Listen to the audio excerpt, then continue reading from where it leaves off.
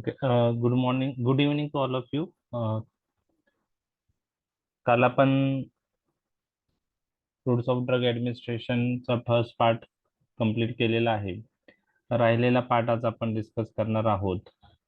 तर आजचा part start करण्यापूर्वी कालचा जो पार्ट आपण पाहिला होता, तर थोडक्यात आपण तो रिवाइज करूया. आवाज येतोय ना माझा? क्लिअर आहे? येतोय. ओके, ठीक आहे. In the last lecture, we have discussed various routes of drug administration. त्याआधी आपण काही डेफिनेशन्स पाहिल्या आणि त्यामध्ये आपण पाहिलं होतं की pharmacology it is the science that deals with the study of the drug. All aspect related with the drugs we study in pharmacology, right from source of drug, mechanism of action, pharmacological effect, pharmacokinetic property, absorption, distribution, metabolism, excretion, adverse effect, contraindications, precautions, all these aspects related with drugs which are important regarding general practitioner point of view we used to study in pharmacology. We have discussed drug is a chemical substance that is used for diagnosis, prevention, treatment, or cure point of view. We have discussed two terminology, pharmacodynamic, pharmacokinetic, and then we have discussed routes of drug administration. आपण पाहिलं होतं की basically local route आणि systemic route असे दोन parts आहेत. रूट्सचे division केलं आहे क्लासिफिकेशन मध्ये, आणि लोकल रूट्स म्हणजे we used to produce local action, and in that most important is topical routes. आपण डिटेल मध्ये तो डिस्कस केलेला आहे. त्यानंतर deeper tissue we can approach with the help of needle and syringe. तर टॉपिकल रूट्स मध्ये आपण व्हेरियस टॉपिकल रूट्स पाहिले होते. Various dosage form we use on the skin, on the mucous membrane of mouth, then in the eye, ear, then orally we use some drug to produce action on the intestine. Then in asthma we use inhalational route to treat asthma. In that we use salbutamol and corticosteroids. We have discussed suppository and enema. These are also responsible for local actions. And then we have discussed deeper tissue, and deeper tissue we can approach with the help of needle and syringe. Intra-arterial route is local route, we have discussed that. And then we have discussed about the systemic route. This route we use to produce generalized effect. They are divided into enteral and parenteral. Enteral related with intestine we have discussed, and in that we have discussed three route: oral, sublingual, and rectal. Advantage, disadvantages of this route we have discussed. Coming to the today's topic, we are going to discuss parental routes today. That is a part of systemic route. The parental route मध्ये various routes आहेत. त्यात subcutaneous, intramuscular, intravenous, intradermal, inhalational, intramedullary, intraperitoneal, transnasal आणि transcutaneous. तर यामध्ये पण तुम्हाला प्रत्येक रूटचे advantages, disadvantages माहित पाहिजे, आणि त्या रूटने कोणता ड्रग यूज केला जातो ते माहित पाहिजे. तर एक्झाम मध्ये 2 मार्कला जो क्वेश्चन येईल त्यात पर्टिक्युलर रूट तुम्हाला विचारला जाऊ शकतो. त्यात तुम्हाला ओरल, आयव्ही, सबलिंग्युअल, सबक्युटॅनस हे रूट तर तुम्हाला त्याचे ऍडव्हान्टेजेस, डिसएडव्हान्टेजेस चांगल्या प्रकारे माहित पाहिजेच.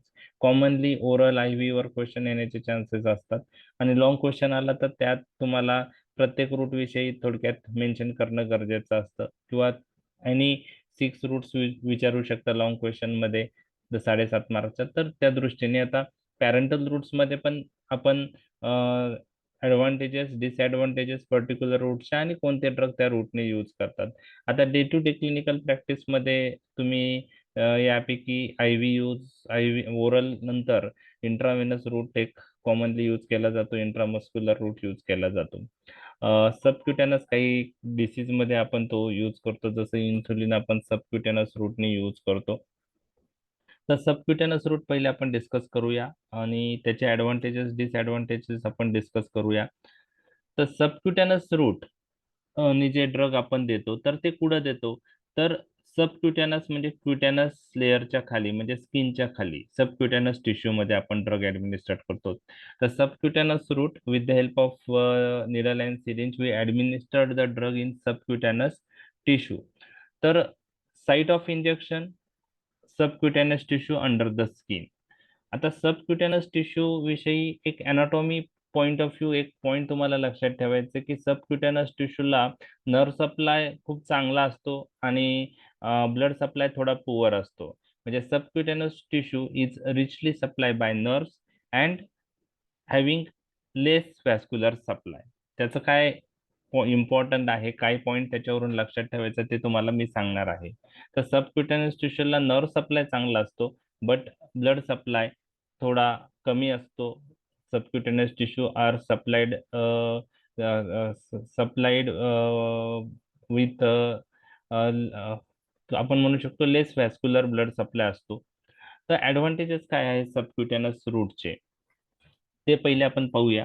ऍडव्हान्टेज मध्ये ऍब्सोर्शनचा जर विचार केला तर ऍब्सोर्शन हे स्लो असतं परंतु स्मूथ आणि युनिफॉर्म असतं. ओके. आय व्ही रूट आणि इंट्रामस्क्युलर रूटचा विचार केला आणि त्याच्याशी आपण कम्पेअर केलं तर सबक्युटॅनस रूटने जे ऍब्सॉर्प्शन होतं ते स्लो होतं परंतु ते स्मूथ आणि युनिफॉर्म असतं.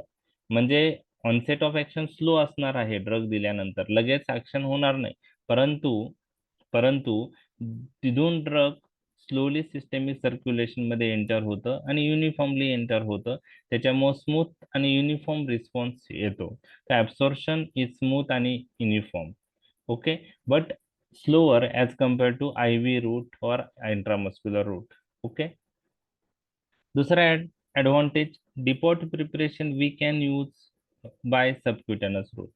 कालच्या लेक्चर मध्ये मी डिपोट प्रिपरेशन तुम्हाला डिस्कस केले होते. डिपोट प्रिपरेशन म्हणजे काय? ओके. त्याला दुसऱ्या भाषेमध्ये रिपोजिटरी प्रिपरेशन असेही म्हणतात. तर डिपोट प्रिपरेशनला रिपॉझिटरी प्रिपरेशन असंही म्हणतात. आणि काय आहे डिपोट प्रिपरेशन किंवा रिपॉझिटरी प्रिपरेशन? तर this drug is available in aqueous suspension or drug is available in oily solution in this case. Okay. तर ड्रग एक ॲक्वियस सस्पेन्शन किंवा ऑइली सोल्युशन फॉर्म मध्ये असतं. And these depot preparations are long acting preparations. Okay. So these preparations are also called as repository preparation. These preparations are nothing but the aqueous suspension of the drug or oily solution of the drug. तर aqueous suspension म्हणजे drug पूर्ण soluble form मध्ये नसतं. Drug particle त्या liquid मध्ये suspended असतात, त्याला aqueous suspension असं म्हणतो. किंवा ऑइली सोल्युशन फॉर्म मध्ये ड्रग असतं. आणि डिपोट प्रिपरेशन आपण सबक्युटॅनस रूटने यूज करू शकतो किंवा इंट्रामस्क्युलर रूटने यूज करू शकतो. परंतु depot preparation we should not use by I V route. What is the reason? Depot preparation I V रूटने का यूज केले नाही पाहिजे? डिपोट प्रिपरेशन जर आय व्ही रूटने यूज केले तर कधी कधी एम्बोलिझम म्हणजे हे ॲक्वियस सस्पेन्शन फॉर्म मध्ये ड्रग असू शकतं किंवा ऑइली सोल्युशन मध्ये असू शकतं. आणि हे डिपोट प्रिपरेशन जर आय व्ही दिलं तर एम्बोलिझमचे चान्सेस होतात. एम्बोलस फॉर्म होऊ शकतो आणि कुठेतरी जाऊन ब्लॉक तयार होऊ शकतो आणि त्या साईडचं ब्लड सप्लाय हॅम्पर होऊ शकतो. त्यामुळं depot preparation should not use by I V route. हा एमसीक्यू तुम्हाला माहित पाहिजे. कोणत्या रूटनी डिपोट प्रिपरेशन देत नाही तर त्याचा आन्सर आहे आय व्ही रूट. कोणत्या रूटनी देतात? सबक्युटॅनस रूटने देऊ शकतो किंवा इंट्रामस्क्युलर रूटने आपण ते देऊ शकतो. हे तुम्हाला लक्षात ठेवायचं आहे. तर डिपोट प्रिपरेशन बद्दल व्हायवात जर क्वेश्चन तुम्हाला विचारला तर डिपोट प्रिपरेशन म्हणजे काय त्यालाच आपण रिपॉझिटरी प्रिपरेशन म्हणतो. ते ॲक्वियस सस्पेन्शन फॉर्म असतं ड्रगचं किंवा ऑइली सोल्युशन फॉर्म असतं ड्रगचं आणि आपण इंट्रामस्क्युलर किंवा सबक्युटॅनसली ते यूज करतो. आय व्ही रूटने यूज करत नाही. आणि पर्पज काय असतो डिपोट प्रिपरेशन फॉर्म करण्यामागचा? हे मॉडिफाईड फॉर्म आहे ड्रगचा. तर का करतात की डिपोट प्रिपरेशन हे लॉंग ऍक्टिंग प्रिपरेशन असतात. ड्रगचे ऍक्शन लॉंग ऍक्टिंग बनते. तर आपण कालच्या लेक्चरमध्ये बघितलं होतं की बेन्झाईल पेनिसिलिन ज्याचा लॉंग ऍक्टिंग फॉर्म जो आहे तो बेन्झाथिन पेनिसिलिन आहे आणि त्यालाच आपण त्याचा जो पॉप्युलर ब्रँड नेम आहे ते पेनिड्युरा इंजेक्शन, त्यात बेन्झाथिन पेनिसिलिन असतं. तर हे डिपोट प्रिपरेशन आहे बेन्झाईल पेनिसिलिनचं, त्याला बेन्झाथिन पेनिसिलिन असं म्हणतात आणि ते इंट्रामस्क्युलर रूटने आपण यूज करतो. तर हे झालं डिपोट प्रिपरेशन बद्दल. तर डिपोट प्रिपरेशन सबक्युटेनस रूटने यूज करतात. सेल्फ इंजेक्शन सबक्युटेनस रूटनी पॉसिबल आहे, हे तुम्हाला लक्षात ठेवायचं आहे. इंट्रामस्क्युलर आय व्ही रूटने सेल्फ इंजेक्शन पॉसिबल नाही. तर इन्सुलिन आपण सबक्युटेनसली देतो, तर आपण पेशंटलाच ते इंजेक्शन घ्यायला सांगतो. तर self injection is possible with subcutaneous route. आणि आता नेक्स्ट पार्ट जो मी डिस्कस करणार आहे तो फार rarely day to day clinical प्रॅक्टिसमध्ये फॉलो होतो. काही काही वेळेस पिडियाट्रिक प्रॅक्टिसमध्ये जर आय व्ही लाईन भेटली नाही तर कधी कधी सलाईन हे सबक्युटेनसली ऍडमिनिस्टर्ड करतात, त्याला हायपोडर्मोक्लायसिस असं म्हणतो. तर काही बुक्समध्ये मेन्शन पण नाही आहे हायपोडर्मोक्लायसिस म्हणजे काय. ठीक आहे, त्रिपाठीमध्ये पण ते मेन्शन नाहीये, पण जस्ट बाकी बुक्स मध्ये काही आहे म्हणून मी ते नोट्स मध्ये घेतलंय. हा पॉइंट लक्षात राहिला तर ठीक, नाही राहिला तरी चालेल. म्हणजे थोडक्यात सबक्युटेनस रूटनी ऑनसेट ऑफ ऍक्शन फास्ट असते का नसते, परंतु ऍब्सॉर्प्शन स्मूथ आणि युनिफॉर्म असतो, पहिला ऍडव्हान्टेज तो आहे. डिपोट प्रिपरेशन आपण सबक्युटेनस रूटने देऊ शकतो. सेल्फ इंजेक्शन इज पॉसिबल आणि पिडियाट्रिक्स मध्ये कधी कधी सलाईन आपण सबक्युटेनस रूटने देऊ शकतो, त्याला हायपोडर्मोक्लायसिस असं म्हणतात. आता डिसएडव्हान्टेज काय आहे सबक्युटेनस रूटचे ते आपण पाहणार आहे. तर डिसएडव्हान्टेज मध्ये आपण मॅक्झिमम 2 ml सोल्युशन सबक्युटेनसली इंजेक्ट करू शकतो. म्हणजे स्मॉल व्हॉल्यूम आपण देऊ शकतो, मॅक्झिमम आपण देऊ शकत नाही, तो एक ड्रॉबॅक आहे. त्यानंतर इरिटंट ड्रग्स आपण सबक्युटेनस रूटने यूज करू शकत नाही. तर का यूज करू शकत नाही, तर मी तुम्हाला अॅनाटॉमी पार्ट सबक्युटेनस टिश्यूशी रिलेटेड पहिल्यांदा सांगितला की सबक्युटेनस टिश्यूला नर्व सप्लाय खूप चांगला असतो आणि ब्लड सप्लाय हा पुअर असतो. मग त्यामध्ये जर आपण इरिटंट ड्रग सबक्युटेनसली ऍडमिनिस्टर्ड केलं तर त्या ड्रगमुळं पेन होऊ शकतं, कारण नर्व सप्लाय सबक्युटेनस टिश्यूचा चांगला असतो, त्यामुळे सिग्नल ब्रेनकडे जाऊन पेन पाथवे ऍक्टिव्हेट होऊ शकतो. तर पेन चे चान्सेस वाढतात. म्हणजे इरिटंट ड्रग सबक्युटेनसली दिले तर पेन जनरेट होतं. आणि दुसरं, यांना ब्लड सप्लाय पुअर आहे सबक्युटेनस टिश्यूला, त्यामुळे इरिटंट ड्रग सबक्युटेनसली दिलं तर नेक्रोसिसचे चान्सेस असतात, नेक्रोसिसचे चान्सेस असतात, स्लफिंग आणि नेक्रोसिस होऊ शकतं. त्यामुळं तुम्हाला जर कोणी विचारलं इरिटंट ड्रग्स आपण सबक्युटेनियसली रूटने दिले पाहिजे का, तर त्याचा आन्सर नो आहे. मग इरिटंट ड्रग कोणत्या रूटने दिले पाहिजे, इरिटंट ड्रग्स देण्यासाठी सबक्युटेनस, इंट्रामस्क्युलर, आयव्ही पैकी कोणता रूट आहे, तर इरिटंट ड्रग सबक्युटेनस रूटने दिले नाही पाहिजे, पहिला पॉइंट. मग आता कोणत्या रूटने दिले पाहिजे, तर इरिटंट ड्रग मध्ये माइल्ड इरिटंट ड्रग आपण इंट्रामस्क्युलरली देऊ शकतो आणि हायली इरिटंट ड्रग असतील तर आपण आयव्ही रूट प्रेफर केला पाहिजे. म्हणजे डिपोट प्रिपरेशनसाठी आयव्ही रूट आपण अवॉइड केला पाहिजे आणि हायली इरिटंट ड्रग असेल तर आपण आयव्ही रूटने दिला पाहिजे, कारण intima of the vein is insensitive to pen.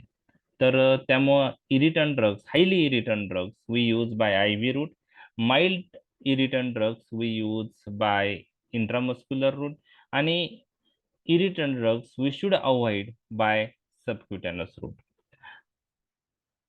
तिसरं, subcutaneous route is not suitable in shock. एखादा शॉक मध्ये पेशंट आहे तर आपल्याला एखादा ड्रग द्यायचा आहे तर आपण तो इंट्रामस्क्युलर आयव्ही देऊ शकत असू तर तो रूट प्रेफर करावा. का सबक्युटेनस रूट शॉक मध्ये सुटेबल नाही, कारण शॉक मध्ये पेरिफेरल व्हॅसोकॉन्स्ट्रिक्शन झालेलं असतं, त्यामुळे this route is not suitable in shock, हे तुम्हाला लक्षात ठेवायचं आहे. Example of the drugs which we use by subcutaneous route, insulin, low molecular weight heparin, त्यामध्ये वेगवेगळे त्याचे एक्झाम्पल आहे, नोक्झॅपॅरिन आहे, डाल्टीपॅरिन आहे. तर लो मॉलिक्युलर वेट हिपॅरिन आणि इन्सुलिन आपण सबक्युटेनस रूटने देतो. तर हे झालं सबक्युटेनस रूट विषयी. ऍडव्हान्टेजचा जर विचार केला तर स्मूथ आणि युनिफॉर्म ऍब्सॉर्प्शन आहे. ओके. नेक्स्ट ऍडव्हान्टेज सबक्युटेनस रूटचा आहे की डिपोट प्रिपरेशन आपण सबक्युटॅनस रूटनी देऊ शकतो. सेल्फ इंजेक्शन सबक्युटॅनस रूटनी पॉसिबल आहे. आणि कधी कधी पेडियाट्रिक मध्ये सलाईन आपण सबक्युटॅनसली देतो, त्याला हायपोडर्मोक्लायसिस म्हणतात, पण रेअरली यूज होतं क्लिनिकल प्रॅक्टिस मध्ये. डिसएडव्हान्टेज, ओनली स्मॉल व्हॉल्यूम आपण ऍडमिनिस्टर्ड करू शकतो. आपल्याला जर लार्ज व्हॉल्यूम ऍडमिनिस्टर्ड करायचा असेल तर बेस्ट रूट इज आयव्ही इन्फ्युजनने आपण देऊ शकतो. इरिटंट ड्रग्स आपण सबक्युटॅनस रूटनी बेसिकली अवॉइड केले पाहिजे. Otherwise there are chances of the necrosis and sloughing, that irritant drug may produce pain and this route is not suitable in shock. हे डिसएडव्हान्टेज झाले. लक्षात आलंय सबक्युटॅनस रूट? हो समज सर. हो अं, ठीक आहे. आता कसं आहे, जसे जसे रूट्स तुमचे वाढतील ना, तसं तसं त्याचे ऍडव्हान्टेज डिसएडव्हान्टेज मिक्स होऊ शकतात. त्यामुळे प्रत्येकाचे ऍडव्हान्टेज डिसएडव्हान्टेज ऍटलीस्ट दोन दोन ऍडव्हान्टेज डिसएडव्हान्टेज तुम्हाला माहित पाहिजे. आता असं वाटतं हा खूप सोपं आहे, काही नाही, आपल्याला लक्षात राहील, पण जेव्हा सगळे रूटचे ऍडव्हान्टेज डिसएडव्हान्टेज झाले ना, तर कोणतं कशाचं आहे ते थोडं लक्षात ठेवायला डिफिकल्ट जातं. आता हा part exam point of view महत्वाचा नाहीये. जस्ट केडी त्रिपाठी मध्ये मेन्शन आहे म्हणून मी मेन्शन केलं आहे की काही स्पेशल फॉर्म आहे सबक्युटॅनस रूटचे, काही स्पेशल टेक्निक वापरून ड्रग सबक्युटॅनसली दिलं जातं. तर त्यामध्ये डर्मोजेट आहे, ट्रोकर आणि कॅनोला वापरून आपण सबक्युटॅनसली इंजेक्शन देऊ शकतो, किंवा सबक्युटॅनसली काही आपण इम्प्लांट हे करू शकतो, सबक्युटॅनसली इन्सर्ट करू शकतो. तर त्यामध्ये थोडेफार एक्झाम्पल जे आहेत ते एक माहित पाहिजे तुम्हाला. एक्झाम मध्ये ही स्लाइड तुम्हाला नाही म्हणजे कोणी विचारणार नाही आणि नाही लक्षात ठेवली तरी चालेल. फक्त नॉलेज पॉईंट ऑफ व्ह्यू आपण हे डिस्कस करत आहोत. What is Dermojet? तर यामध्ये ना डर्मोजेट मध्ये एक गन लाईक इन्स्ट्रुमेंट यूज केलं जातं आणि गन लाईक इन्स्ट्रुमेंटनी ड्रग सबक्युटॅनसली दिलं जातं. तर जे गन लाईक इन्स्ट्रुमेंटचं मायक्रोफाईन ओरिफाईस आहे, गनचा लाईक इन्स्ट्रुमेंटचा जे पुढचा पार्ट असतो, छिद्र जे म्हणतो मायक्रोफाईन ओरिफाईस. तर ज्यावेळेस आपण ते गन लाईक इन्स्ट्रुमेंट प्रेस करू, ओके, ट्रिगर त्याचा प्रेस करू, तर through that microfine orifice, high velocity of the drug solution is projected across the skin. म्हणजे त्या एकदम हाय व्हेलॉसिटीने त्या गन मधून ते ड्रग सोल्युशन बाहेर येतं आणि स्किनला पेनेट्रेट करून जातं. तर त्यासाठी गन लाईक इन्स्ट्रुमेंट लागतं आणि solution passes through superficial layer of the skin and gets deposited in the subcutaneous tissue. हे पेनलेस प्रोसिजर आहे आणि मास इनॉक्युलेशन साठी ते जनरली वापरतात डर्मोजेट. तर डर्मोजेट म्हणजे administration of the drug through gun like with the help of gun like instrument in the subcutaneous tissue. Okay, त्याला आपण डर्मोजेट असं म्हणतो. पिलाट इम्प्लांटेशन मध्ये काय की drug filled in the pellet is implanted subcutaneously with the help of instrument that is known as trocar and cannula. तर trocar आणि cannula नावाचं एक इन्स्ट्रुमेंट वापरून ड्रग जे ज्या पिलेटमध्ये हे केलेले असतात, पिलेटमध्ये जे ड्रग स्टोअर केलेलं असतं ते पिलेट सबक्युटेनियसली इम्प्लांट केले जातात आणि तिथून ते ड्रग्स त्या पिलेटमधून स्लोली रिलीज होतं आणि जवळजवळ वीक्स मंथ्स त्याची ऍक्शन येते. तर हे झालं पिलेट इम्प्लांटेशन. तर डायऑक्टिव कोर्टिकोस्टेरॉन ऍसिटेट आहे, ते टेस्टेस्टोरॉन आहे, ते आपण असं देऊ शकतो. त्यासाठी मग एक इन्स्ट्रुमेंट लागतं, त्याला ट्रोकार अँड कॅन्युला असं म्हणतात. आणि drug stored in the pellet is implanted subcutaneously. तर ते एक आहे. आणि तिसरं जे आहे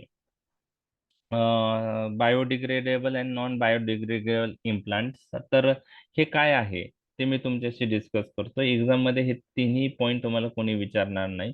तर यामध्ये काय करतात, बायोडिग्रेडेबल इम्प्लांट आणि नॉन बायोडिग्रेडेबल इम्प्लांट मध्ये आणि दोघांमध्ये काय फरक आहे? नॉन बायोडिग्रेडेबल इम्प्लांटला सियालिस्टिक इम्प्लांट असेही म्हणतात. तर यामध्ये काय करतात, जे क्रिस्टलाइन ड्रग आहे, okay, that is packed in the tubes or capsule. That tubes or capsules are made up of suitable materials. म्हणजे ड्रग हे एक काही ट्यूब्स किंवा कॅप्सूल मध्ये क्रिस्टलाइन ड्रग पॅक केलेलं असतं. हे ट्यूब्स किंवा कॅप्सूल हे पर्टिक्युलर मटेरियल्स पासून बनलेले असतात आणि त्या ट्यूब्स आणि capsule implanted under the skin आणि स्किन मध्ये इम्प्लांट केल्यानंतर सबक्युटेनियसली त्या ट्यूब्स किंवा कॅप्सूल सबक्युटेनियसली इम्प्लांट केल्यानंतर तिथून ड्रग स्लोली रिलीज होतं. युनिफॉर्मली ड्रग रिलीज होत राहतं आणि over a month constant plasma level किंवा ब्लड लेवल त्या ड्रगची मेंटेन राहते. म्हणजे ह्या ट्यूब्स आणि कॅप्सूल मध्ये जे ड्रग स्टोअर केलेलं असतं आणि ह्या ट्यूब्स आणि कॅप्सूल सबक्युटेनियसली इम्प्लांट केल्यानंतर तिथून ड्रग स्लोली रिलीज होत राहतं ओव्हर मंथ्स इयर्स. ओके. आणि स्मूथ प्लाझ्मा लेवल मेंटेन केली जाते. क्लासिकल एक्झाम्पल नॉरप्लांट आहे. ऐकलंय नॉरप्लांट तुम्ही? नॉरप्लांट. Yes. तर व्हॉट इज नॉरप्लांट? नॉर Contraceptive. Very good. कॉन्ट्रासेप्टिव्ह आहे आणि त्यामध्ये कोणता ड्रग आहे? लिओनॉर्जेस्ट्रिल. कोणता आहे? लिओनॉर्जेस्ट्रिल हा एक प्रोजेस्टेरॉन आहे. तर ते आपण as a contraceptive point of view देतो. ज्यांना लॉंग टर्म कॉन्ट्रासेप्टिव्ह इफेक्ट पाहिजे आहे त्यामध्ये आपण हे नॉरप्लांट सबक्युटॅनसली इम्प्लांट करतो. त्यामध्ये लिओनॉर्जेस्ट्रॉल असतं. तर ड्रग हे जवळजवळ 6 ट्यूब लाईक मटेरियल्स असतात.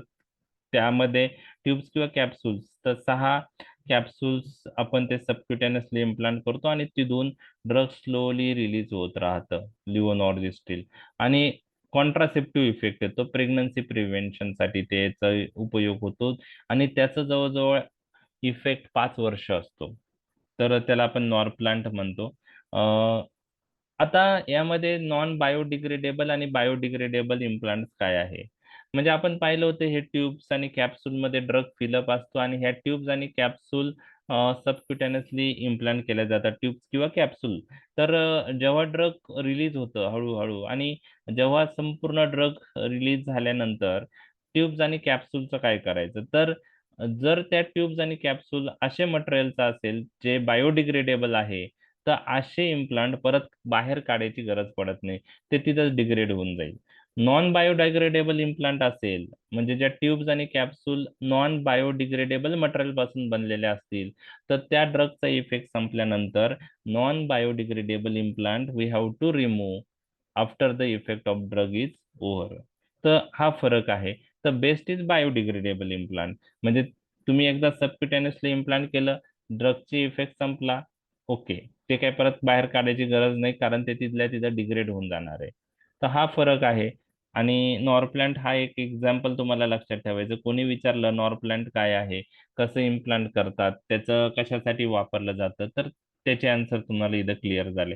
तर सबक्युटेनस रूटचे ते 3 इम्पॉर्टंट वेगळे फॉर्म्स आपण पाहिले. स्पेशल फॉर्म त्यात त्यामध्ये आपण डर्मोजेट पाहिलं, पिलेट इम्प्लांटेशन पाहिलं आणि बायोडिग्रेडेबल और नॉन बायोडिग्रेडेबल इम्प्लांट्स पाहिले.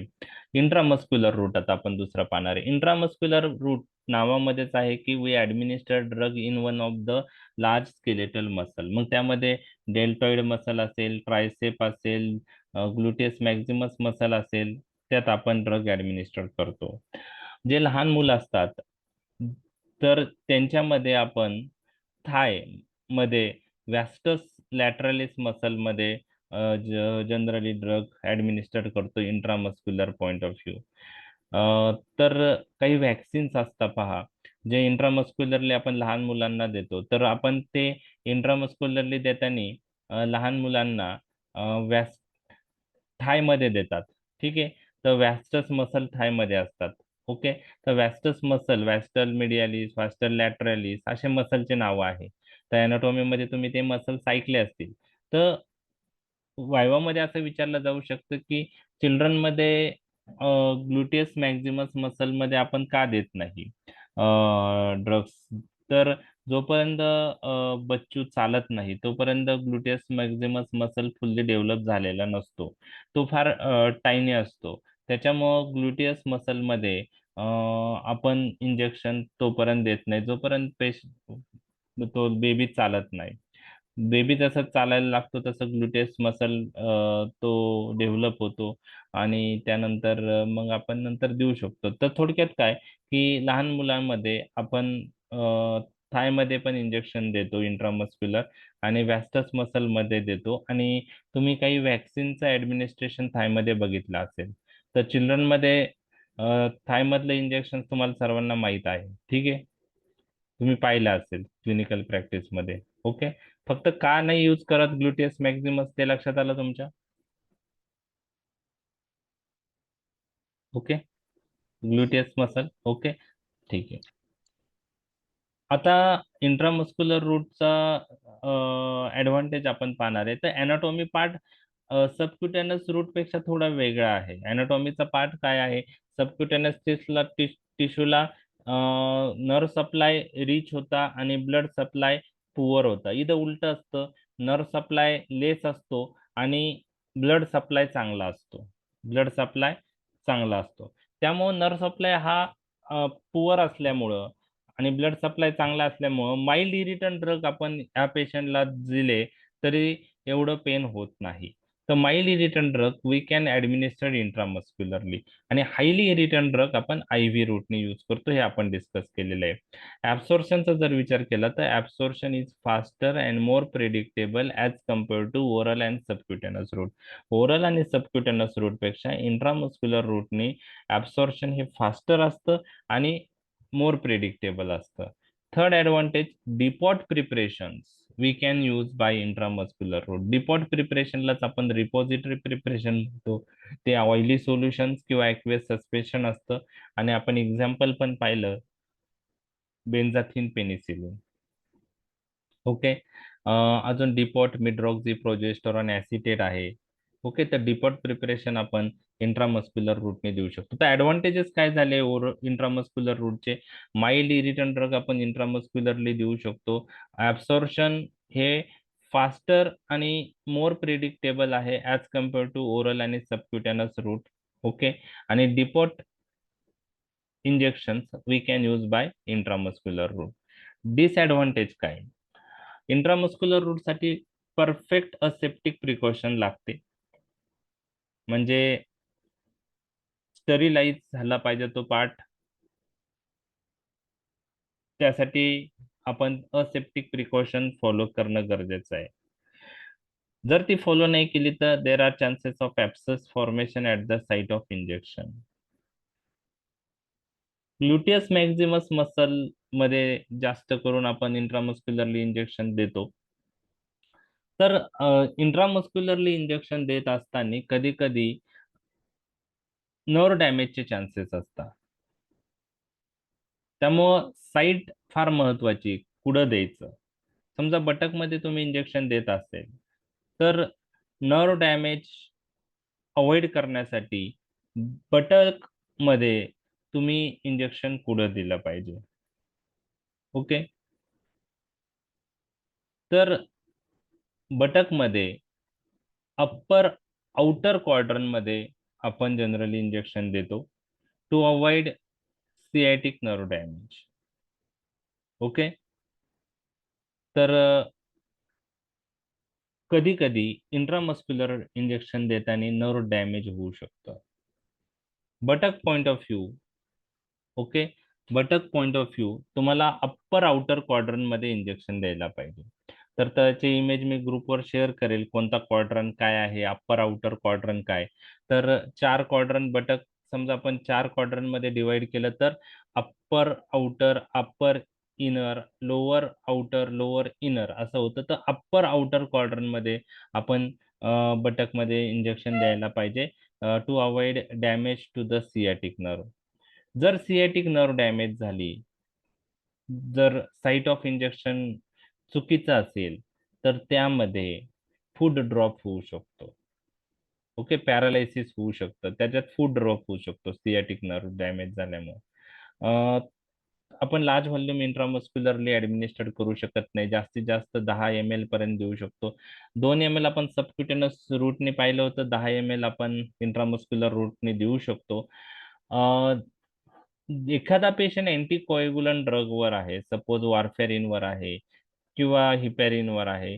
तर अशा पेशंटमध्ये इंट्रामस्क्युलर इंजेक्शन दिल्यानंतर लोकल हिमॅटोमा फॉर्मेशनचे चान्सेस असतात ड्यू टू अँटीकोएग्युलंट इफेक्ट. तर जनरली इंट्रामस्क्युलर इंजेक्शन जर एखादा पेशंट वार्फवर असेल तर आपण अवॉइड केलेलं बेटर असतं. त्याच्याऐवजी दुसऱ्या रूटने ते देऊ शकत असेल तर तो रूट यूज केलेला better to avoid local hematoma. So local hematoma formation is seen in a patient who is on anticoagulant, and in that patient if we administer drug intramuscularly. Local pain आणि नेक्रोसिसचे chances कमी आहेत, कारण त्यांना nerve supply कमी असतो आणि blood supply चांगला असतो. नर्व आणि नेक्रोसिसचे पेन आणि necrosis is more common with subcutaneous route. Self medication intramuscular रूटनी पॉसिबल नाही. इंजेक्शन इंट्रामस्क्युलर रूटने कोणते देतात तर तुम्हाला सर्वांना खूप सारे इंजेक्शन माहिती आहे. डायक्लोफेनेक आहे, बेन्झाथिन पेनिसिलिन आहे, प्रोकेन पेनिसिलिन आहे. तर हे झालं इंट्रामस्क्युलर रूट. आता नेक्स्ट आहे आय व्ही रूट. तर आय व्ही रूट मध्ये आता तुम्हाला प्रॅक्टिशनर पॉइंट ऑफ व्ह्यू तुम्हाला त्या गोष्टी माहीत पण असतील. वायवा मध्ये आम्ही ते प्रश्न विचारतो. खूप सेकंड इयरच्या मुलांना त्या गोष्टी माहीत नसतात, कारण त्यांनी पेशंट पाहिलेल्या नसतात. तर तुम्हाला मी सांगितलं की a drug is given by I V bolus. याचा अर्थ काय? Okay, a drug is given by I V bolus. I V bolus drug दिलेला आहे, याचा अर्थ काय? Directly IV through without NS वगैरे. Okay, IV. Very good, very good. आणि B drug is given by I V infusion. So what is the difference between this two? Given with saline. With saline. तर असा प्रश्न वाहिवा तुम्हाला विचारला जाऊ शकतो.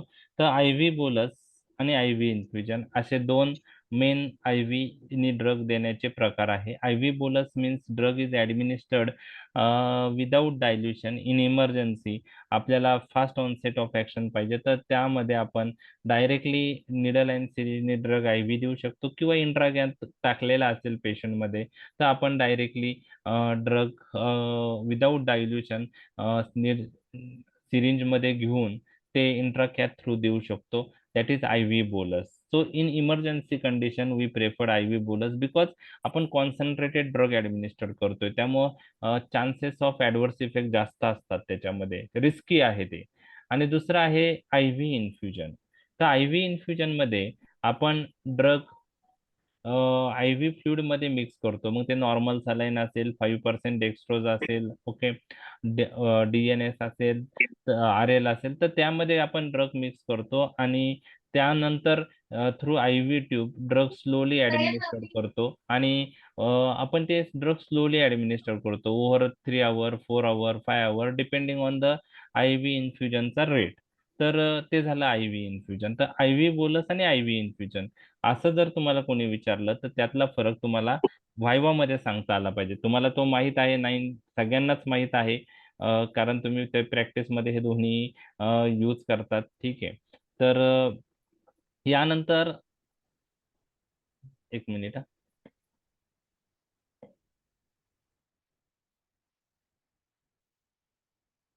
Clear करतो मी. तर हे झालं तर आय व्ही रूटचे ऍडव्हान्टेज आणि डिसएडव्हान्टेज. आता ह्या दोघांच्या मध्ये एक प्रोसेस असते, म्हणजे आय व्ही बोलस आणि आय व्ही इन्फ्युजन तर मी तुम्हाला सांगितला. काही वेळेस काय करतात की ड्रग घेतो आपण आणि 5 ml किंवा 10 ml 15-20 ml सोल्युशन मध्ये मिक्स करतात आणि ते सोल्युशन ओव्हर 5 to 10 मिनिट्स आपण आय व्ही देतो. तर आय व्ही बोलस आणि आय व्ही इन्फ्युजनच्या मध्ये अजून एक प्रोसेस आहे की ड्रग आपण 10 ते 20 ml फ्लुइड मध्ये डायल्यूट करून ते विथ द हेल्प ऑफ इंट्राकॅथ किंवा डायरेक्टली निडल आणि सिरिंजनी आय व्ही 5 ते 10 मिनिटात हळूहळू देतो. तर तो दोघांच्या मधली प्रोसेस आहे आय व्ही बोलस आणि आय व्ही इन्फ्युजनच्या मध्ये. तर तुम्हाला आय व्ही बोलस मी सांगितलं, आय व्ही इन्फ्युजन सांगितलं. तर आय व्ही इन्फ्युजनचा फायदा काय आहे की आपण ड्रग युनिफॉर्मली स्लो ऍडमिनिस्टर्ड करतो, कॉन्सन्ट्रेट ड्रग ऍडमिनिस्टर्ड करत नाही, डायल्यूट फॉर्म मध्ये ड्रग ऍडमिनिस्टर्ड करतो. त्यामुळं आय व्ही बोलस पेक्षा I V इन्फ्युजननी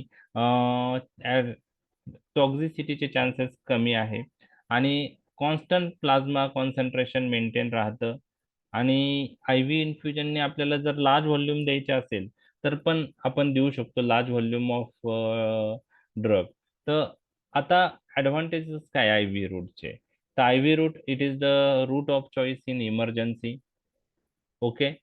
onset of action is quick, less dose required because viability is 100%. Titration of the dose is possible. What is the meaning of that? What is the meaning of titration of the dose is possible?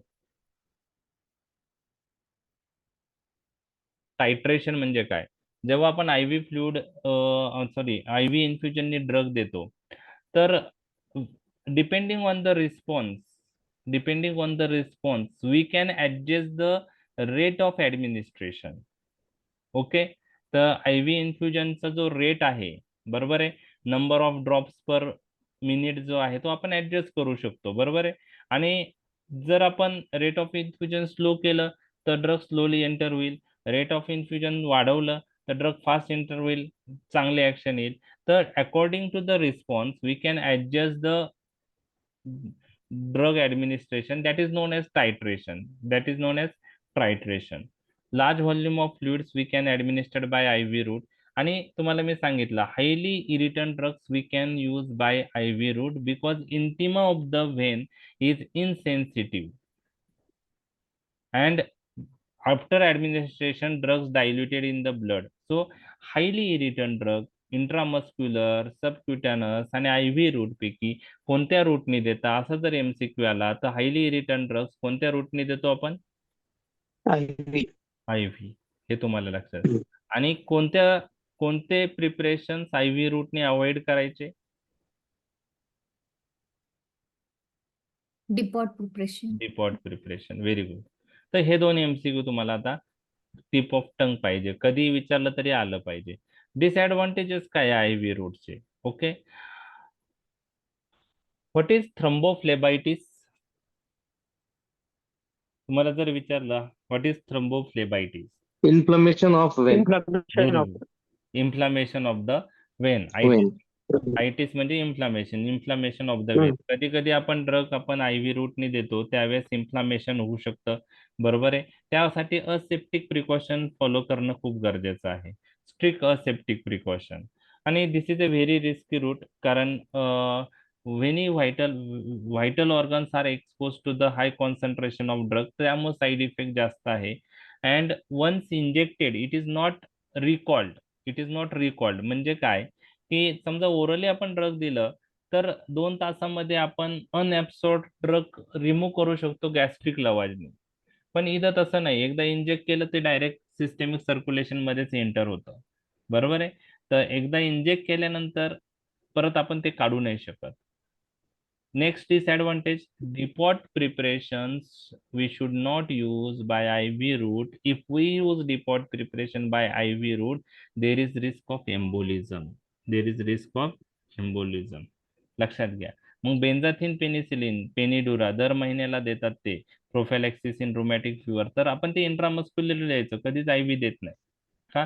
तर ते depot preparation आहे, एम्बोलिझमची risk आहे, बरोबर आहे. त्याचप्रमाणे I V रूटमुळं venous thrombosis किंवा thrombophlebitis can occur due to extravasation of blood. तर थ्रोम्बोफ्लेबायटिसची रिस्क आहे. काही जणांना फिवर पण डेव्हलप होतं 2-3 दिवसांनी I V route due to inflammation. तर हे झाले डिसएडव्हान्टेज. असेप्टिक प्रिकॉशन लागते, रिस्की रूट आहे, साईड इफेक्ट जास्त आहे, once injected it is not recalled, depot preparation we can not use, there is chance of thrombophlebitis, venous thrombosis. So all these are the disadvantages of IV route. Okay. Self medication possible नाही. Okay. Self medication possible नाही I V रूटने. ते intramuscular रूटने पण possible नाही, सबक्युटेनस रूटने possible आहे. आता I V रूटने कोणते drug देतात तुम्हाला सर्वांना माहीतच आहे. आय व्ही रूटने कोणते ड्रग देतात एक दोन तुम्ही सांगू शकता. तर many antibiotics we use by I V route. Ceftriaxone म्हणजे पेशंट ऍडमिट झाला तर कोणता अँटीबायोटिक्स आजकाल यूज केला जातो? तर सेफ्ट्रायझोन. तर हा थर्ड जनरेशन सिफेलोस्पुरिन आहे.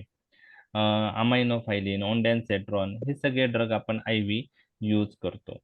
तर हे जे पण आपण डिस्कस केलेलं आहे तेच एका चार्ट मध्ये मी तुम्हाला परत डिस्प्ले केलेलं आहे. तर ऑलरेडी जे झालंय तेच इथं आहे. थोडक्यात काय आहे की MCQ पॉइंट ऑफ व्ह्यू काय आहे की तुम्हाला डिपोर्ट प्रिपरेशन कोणत्या रूटने दिले नाही पाहिजे, तर IV रूटने दिले नाही पाहिजे. हायली इरिटंट ड्रग आपण कोणत्या रूटने यूज करतो, तर त्याचा आन्सर आहे IV. IV रूटने. IV. माइल्ड इरिटंट आपण इंट्रामस्क्युलरली देऊ शकतो.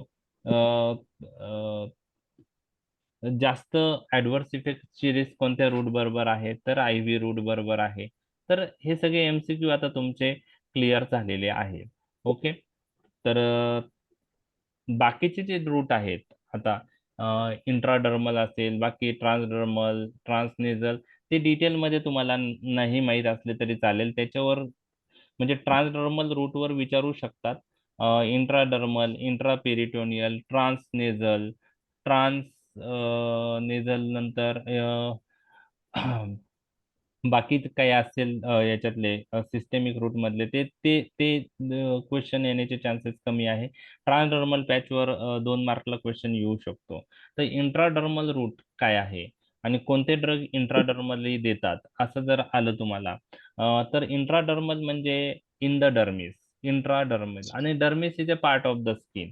इपिडर्मिस, डर्मिस म्हणजे सबक्युटॅनस पेक्षा सबक्युटॅनस हा डीपर पार्ट झाला. सबक्युटॅनस टिश्यू त्याच्या वरचा लेअर म्हणजे स्किनचा लेअर डर्मिस, त्यामध्ये आपण इंजेक्शन देतो, त्याला इंट्राडर्मल असं म्हणतात. तर BCG व्हॅक्सिन तुम्हाला सर्वांना माहिती आहे, आपण ट्युबरक्युलोसिसच्या प्रिव्हेन्शनसाठी देतो. तर BCG व्हॅक्सिन कुठं देतो आपण? डेल्टॉइड रिजन मध्ये देतो, बरोबर आहे, लेफ्ट साईडला, बरोबर आहे. तर खूप जणांना जर असा क्वेश्चन विचारला, BCG vaccine is given by which route, तर खूप जण इंट्रामस्क्युलर सांगतात, बरोबर आहे. आता त्यातल्या सेकंड इयरचा एक्सपिरियन्स आहे तो, कारण प्रॅक्टिशनर जे आहेत त्यांना BCG व्हॅक्सिन कसं देतं हे 90% लोकांना माहीत आहे. बरं, काही जणांना माहीत असतं पण त्यांना असं वाटतं डेल्टॉइड रिजन मध्ये देतात म्हणजे इंट्रामस्क्युलरली देतात.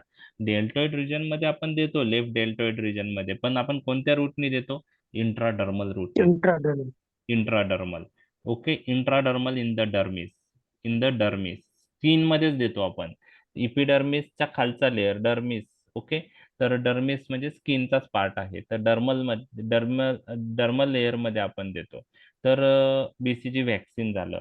ओके, त्यानंतर आपण हायपर सेन्सिटिव्हिटी टेस्टिंग जर एखाद्या ड्रगची करायची आहे आपल्याला द्यायच्या आधी, समजा लिग्नोकेन आहे, ते देण्यासाठी हायपर सेन्सिटिव्हिटी टेस्टिंग आपण करतो. किंवा पेनिडोरा जे आहे, बेन्झाथिन पेनिसिलिन, तर तो प्रत्येक महिन्याला आपण प्रोफिलॅक्सिस देताना प्रत्येक महिन्याला हायपर सेन्सिटिव्हिटी टेस्ट करा. मागच्या टेस्टचा रिझल्ट जरी निगेटिव्ह असेल तरी पण करा, असं गाईडलाईन सांगतं. तर ते ते करताना आपण काय करतो, हायपर सेन्सिटिव्हिटी टेस्टिंग करताना small amount of the drug 4 मध्ये इंट्राडर्मली इंजेक्ट करतो, आणि त्यानंतर त्या साईटला काही रिॲक्शन येते का, रेडनेस होतंय का, स्वेलिंग होतंय का, पेन आहे का, त्या गोष्टी आपण पाहतो. आणि जर रेडनेस, स्वेलिंग, पेन जर डेव्हलप झालं, याचा अर्थ त्या ड्रगला हायपर सेन्सिटिव्हिटी रिॲक्शन पेशंट दाखवत आहे, हे क्लिअर होतं. तर हायपर सेन्सिटिव्हिटी टेस्टिंग मध्ये 4 मध्ये आपण ज्या ड्रगची हायपर सेन्सिटिव्हिटी टेस्टिंग करायची आहे तो ड्रग आपण इंट्राडर्मली ऍडमिनिस्टर करतो, आणि त्याला काय रिॲक्शन येते ती ऑब्झर्व करतो. तर हे हायपर सेन्सिटिव्हिटी टेस्टिंग माहिती आहे तुम्हाला? Yes. तुम्ही केली कोणत्या ड्रगची? हो, लिग्नोकेनची. लिग्नोकेनची. ओके, ते देण्याआधी करतात, बरोबर हो. आहे. ओके, ठीक आहे. तर ते पण फार म्हणजे आपल्याला असं वाटतं लिग्नोकेनला काय करायची गरज आहे, बरोबर आहे, पण कधी कधी पेशंटला हायपर सेन्सिटिव्हिटी रिएक्शन बसते, लक्षात ठेव. तर ते फार महत्वाचं आहे. ठीक आहे. तर हे झालं इंट्राडर्मल रूट. तर BCG व्हॅक्सिन आणि हायपर सेन्सिटिव्हिटी टेस्टिंगसाठी इंट्राडर्मल रूट वाटला. आता हा इंट्रामिड्युलरी रूट तुम्हाला एक्झाम मध्ये कोणी विचारणार नाही, फार फार फार रेअरली यूज होतं. आता फक्त आपल्याला जाणून घ्यायचं आहे की इंट्रामिड्युलरी म्हणजे काय. ओके, इंट्रामिड्युलरी म्हणजे काय, तर जे बोन मॅरो आहे बोन मधला, त्यामध्ये आपण इंजेक्शन देतो. मग त्यात टिबिया आहे किंवा स्टर्नम आहे, तर टिबिया आणि स्टर्नल बोन मॅरो मध्ये इंजेक्शन देतो. आता बोन मॅरो पासून ज्या वेसल निघतात, ओके, त्या डायरेक्टली मेन व्हेनला कम्युनिकेट होतात. त्यामुळे जर आपण ड्रग इंट्राम्युड्युलरी दिलं तर तिथून फास्ट व्हेन मध्ये जाऊ शकतं मेन व्हेन मध्ये, आणि तिथून सर्क्युलेशन मध्ये जाऊन ऍक्शन होऊ शकते. तर ऑनसेट ऑफ ऍक्शन थोडा क्विक असतो, परंतु एक्सपर्टची गरज असते देताना. रिस्की रूट आहे. ओके, तर इंट्राम्युड्युलरी बोन मॅरो ट्रान्सप्लांटेशनसाठी हा रूट वापरतात. काही वेळेस व्हेन नसेल भेटेल तर ब्लड ट्रान्सफ्युजन इन चिल्ड्रन आपण देऊ शकतो, पण फार रेअरली होतो. म्हणजे तुम्ही तो रूट कधी पाहिला पण नसेल इंट्राम्युड्युलरी. ठीक आहे, तर हे झालं इंट्राम्युड्युलरी रूट. त्यानंतर इंट्रापेरिटोनियल हा पण रेअरली यूज केला जातो. ऐकलं इंट्रापेरिटोनियल रूट? Yes. नाही. तर इंट्रापेरिटोनियल रूट म्हणजे काय, तर तुम्हाला माहिती आहे ऍब्डोमेनच्या वरती एक प्रोटीन, पोलिसमॅन ऑफ द ऍब्डोमेन म्हणता अनाटॉमी मध्ये पेरिटोनियमला, बरोबर आहे. लेसर म्हणजे त्याचे आता पार्ट असतात, आता मला पण अनाटॉमी मधलं डिटेल आठवत नाहीये. ओके, तर पेरिटोनियम जो कव्हरिंग आहे ऍब्डोमेनचं, त्या तिथं आपण ड्रग इंजेक्ट करतो इंट्रापेरिटोनियल. ओके, जनरली चिल्ड्रन मध्ये जर आय व्ही लाईन भेटत नसेल तर इंट्रापेरिटोनियली आपण सलाईन इन्फ्यूज करतो. तर पेरिटोनियमला लार्ज सरफेस एरिया आहे ऍब्सॉर्प्शनसाठी, फास्टर ऍब्सॉर्प्शन होतं, परंतु डिसएडव्हान्टेज काय, पेनफुल आहे, इन्फेक्शनचे चान्सेस आहे, त्यामुळं पेरिटोनियल लेअरचे ॲधेजन होऊ शकतं, असेप्टिक प्रिकॉशनची गरज असते. आणि कुठं यूज होतं तर तुम्हाला मी सांगितलं, पेरिटोनियल डायलिसिस रिनल फेल्युअर मध्ये आपण करू शकतो. अॅक्यूट रिनल फेल्युअर किंवा क्रोनिक रिनल फेल्युअर मध्ये पेरिटोनियल डायलिसिस आपण त्यासाठी हा रूट यूज करू शकतो. तर ओव्हरऑल हा रूट पण फार रेअरली यूज होतो इंट्रापेरिटोनियल. ओके, त्यानंतर आहे ट्रान्सनेझल. तुम्हाला मी सांगितलं की आपण काही ड्रग्स नाकामध्ये ऍडमिनिस्टर करतो, काही ड्रग लोकल ऍक्शन प्रोड्यूस करतात, त्यावेळेस तो नेझल रूट हा टॉपिकल म्हणून कन्सिडर होतो, जसं झायलोमेटाझोलिन आहे, ऑक्सिमेटाझोलिन आहे. ओके, ते तुम्ही ऐकलेलं आहे. तर ते लोक आयझिलॅस्टिन आणि फ्ल्युटिकसून कॉम्बिनेशन आपण रायनायटिस मध्ये नेझल स्प्रे यूज करतो. ठीक आहे, तर त्यावेळेस तो लोकल लोकल म्हणून ऍक्ट होतो आणि तो रूट, आणि त्यामुळं त्याला टॉपिकल रूट म्हणतात. परंतु काही वेळेस when we administer the drug in the nose, okay, तर तिथून that drug absorb into systemic circulation and produce generalize effect, त्यावेळेस सेम नेझल रूट हा सिस्टेमिक म्हणून कन्सिडर होतो. म्हणून ट्रान्सनेझल हा सिस्टेमिक रूट मध्ये पॅरेंटल मध्ये परत एकदा आलेला आहे. तर ट्रान्सनेझल रूटने लिव्हर बायपास होतं, म्हणजे first pass metabolism is bypass, बरोबर आहे. कारण नोज मधून ड्रग ऍब्सॉर्ब झालं तर डायरेक्ट सिस्टेमिक सर्क्युलेशन मध्ये जातं लिव्हरला बायपास करून. त्यामुळं first pass metabolism is bypass, जसं सबलिंग्वल रूटने होतं, जसं आय व्ही रूटने फर्स्ट पास मेटाबॉलिझम बायपास होतं, तसं first pass metabolism is a problem of oral route आपण काल पाहिलं. ओके, तुम्हाला डेंजरस एरिया ऑफ फेस माहिती आहे? Dangerous area of face Around the nose. Around the nose. का त्याला डेंजरस एरिया म्हणतात? कारण अराउंड द नोज एरियाचे जे लिम्फॅटिक्स आहे ते कुठं ड्रेन होतात? ब्रेन मध्ये, Brain. बरोबर आहे. त्यामुळं इथं जर इन्फेक्शन झालं तर ते डायरेक्टली ब्रेन मध्ये जाऊ शकतं. म्हणून अनाटॉमी मध्ये आपण शिकलोय dangerous area of the face, बरोबर आहे. तर अराउंड द नोज जो आहे तो असतो. तर त्यामुळं इथं नेझली आपण ड्रग देताना टॉक्सिक सबस्टन्स द्यायचे नाही. ते जर टॉक्सिक सबस्टन्स दिलं आणि लिम्फॅटिक्स थ्रू ते ब्रेन मध्ये गेले तर ब्रेनवर एफेक्ट होऊ शकतो. तर आपण नेझल रूट कोणत्या कंडिशन मध्ये सिस्टेमिक पॉइंट ऑफ व्ह्यू वापरतो? आता तुम्हाला झायलोमेटाझोलिन, ऑक्सिमेटाझोलिन, त्यानंतर ॲझिलास्टिन, फ्लुटॅकासोन, ह्या सगळ्यांमध्ये ते लोकल ऍक्शन प्रोड्यूस करतात. तर एक कॅल्सिटोनिन हार्मोन आहे, डेस्मोप्रेसिन, व्हॅसोप्रेसिन अॅनालॉग आहे, ते आपण ट्रान्सनेझली यूज करतो. जीएनआरएच अॅनालॉग्स आहेत. काल इपिलेप्सीसाठी कोणतं ड्रग सांगितलं होतं? मिडाझोलम. Midazolam drug. Oh, midazolam. ते पण ट्रान्सनेझली देतात असं सांगितलंय तुम्ही. ठीक आहे, तर ते अजून बुक्स Yes. मध्ये आलेलं नाहीये, पण तो clinical practice point of view तुम्हाला ते ऑलरेडी मार्केटमध्ये आलंय आणि तुम्हाला माहिती आहे. तर ते ड्रग्स ट्रान्सनेझली देतात. तर यावेळेस ट्रान्सनेझल रूट हा सिस्टेमिक म्हणून कार्य करतो. तर हे झालं काही आणि सर, जॉन्डिस मध्ये जे नाकात सोडतात ते सिस्टमिक की कसं असतं ते? ते आता ते सिस्टेमिक असेल, मला त्याच्याविषयी डिटेल माहित नाही. जॉन्डिस मध्ये ज्या नाकात औषध सोडता, तर ते त्यांनी मग पेशंट मध्ये काय नॉशिया वॉमिटिंग होते ना पूर्ण. त्याची मेकॅनिझम मला माहित नाही. तो सिस्टेमिकच ऍक्शन असणार डेफिनेटली. पण काय ऍडमिनिस्टर्ड करतात ते फक्त त्याच माणसाला माहित असतं जो औषध देतो. ते कोणाला सांगत पण नाही. तर ते जॉन्डिस पॉइंट ऑफ व्ह्यू त्याचा इफेक्ट चांगला आहे. तर बरोबर आहे. बऱ्याच वेळा फ्लुरिक ऍसिड वगैरे हे करतात ते. प्युरिक ऍसिड. हो. ओके, बर. त्याविषयी आणि मला सर काही कंपन्यांनी आता मध्ये B12 नेझल हे आणलेलं होतं, तर त्याचं म्हणजे आपण सिस्टमिक धरू शकतो की कसं हे करायचं? सिस्टेमिकच येणार B12, कारण आपण B12 त्यासाठीच देतो. आता कसं आहे की खूप सारे तुम्हाला म्हणजे माझ्यापेक्षा जास्त ड्रग्स तुम्हाला माहित असतील नेझलनी, कारण आता मला कसं आहे की प्रॅक्टिस पॉईंट ऑफ व्ह्यू तुम्ही त्याला एक्सपोज होता.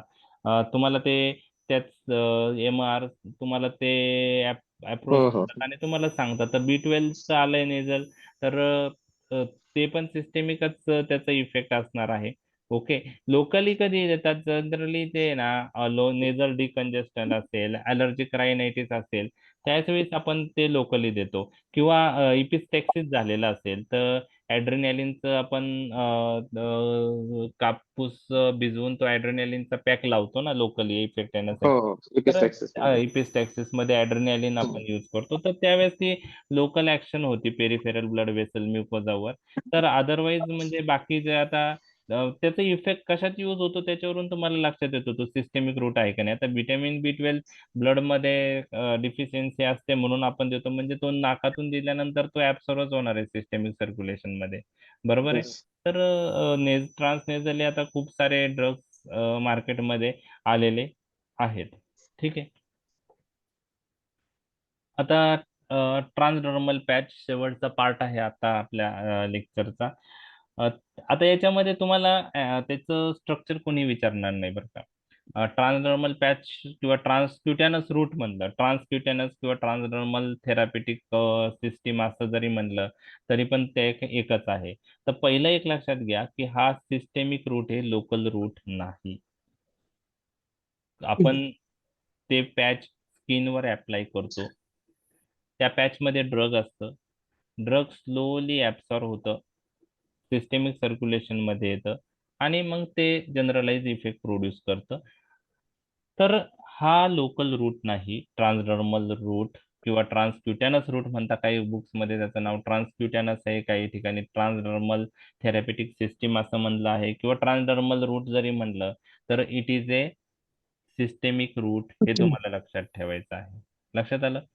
तर आता जो पॅच आहे, तुम्ही आता डायक्लोफेनेकचा पॅच पाहिला असेल, तर एकदम एक पॅच असतो. तो पॅच आपल्याला लावायच्या आधी जी प्रोटेक्टिव्ह फिल्म असते आतल्या साईडनी ती काढायची आणि तो पॅच स्किनला चिपकून द्यायचा असतो. बरोबर आहे. तर तसं ते ट्रान्सडर्मल पॅच असतो. त्या ट्रान्सडर्मल पॅच मध्ये लेयर्स असतात. बरोबर आहे. तो दिसायला खूप बारीक असतो, पातळ, पण त्यामध्ये लेयर असतात. कोणकोणते लेयर असतात? सगळ्या बाहेरचा जो लेयर असतो त्याला फिल्म बॅकिंग फिल्म म्हणतात. त्याच्या खाली ड्रग लेयर असतो, त्याच्यात ड्रग असतं. त्याच्या खाली रेट कंट्रोलिंग मेम्ब्रेन असतो. याचा फायदा असा असतो की हा ड्रग लेयर मधून ड्रग स्लोली रिलीज होतं. ओके. त्याच्या खाली कॉन्टॅक्ट ऍडेसिव्ह लेयर असतो with priming dose. Okay. Contact adhesive layer म्हणजे तो चिटकतो आणि त्याच्यात प्रायमिंग डोस असतो, इनिशियल डोस.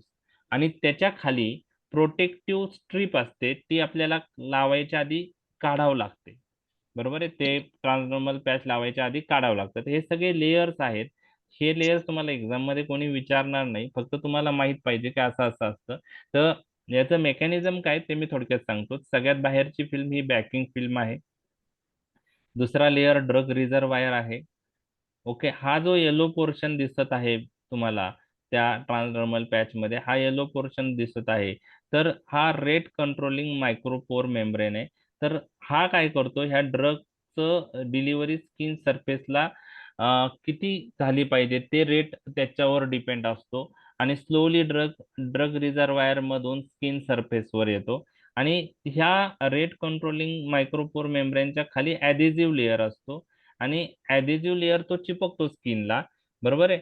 तर त्या ऍडेसिव्ह लेअर विथ प्रायमिंग डोस असतो, म्हणजे इनिशियल डोस म्हणजे दिल्यानंतर तो प्रायमिंग डोस पहिले ऍब्सॉर्ब होतो आणि काही वेळाने ड्रग रिझर्वायर मधून मायक्रोपोर मेम्ब्रेन मधून ड्रग स्किन सरफेसला रिलीज होत राहतो.